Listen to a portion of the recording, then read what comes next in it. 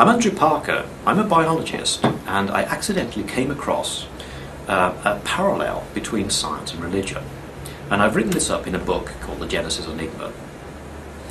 Just to let you know where I'm coming from here, I work on colour and vision in nature, which involves looking at the spectrum of colours out there from red to violet, and comprehending that and considering how life works. But there's a strange thing in that one of the colours that's commonly used in nature is ultraviolet, yet we don't see this.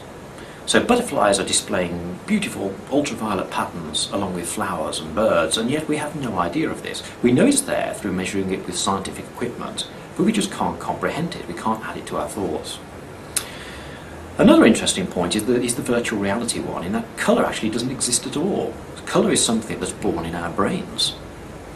So add all of this together and it makes a comprehension of the world, of the biological world, really quite tricky, in that we sometimes feel that we know everything, but in fact we don't. We're quite far from it.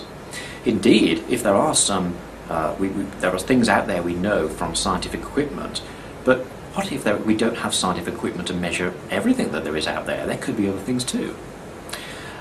Although science is incredibly solid and it can fill all these small gaps such as missing links, there are perhaps some big mysteries in the universe that it can't solve, such as energy, and other mysteries which I outline in the Genesis Enigma. Indeed, the Genesis Enigma itself could be one of those mysteries.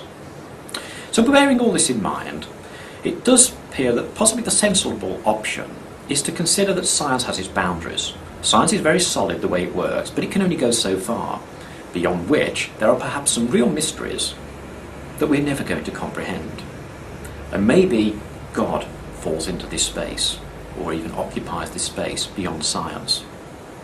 Maybe a sensible approach is to accept science fully, not trying to attack it, and then we can have a much stronger belief in God, without trying to fool ourselves in any way. And I think that's the conclusion that I draw in the Genesis Enigma, in that science is totally strong, but there is certainly room for God.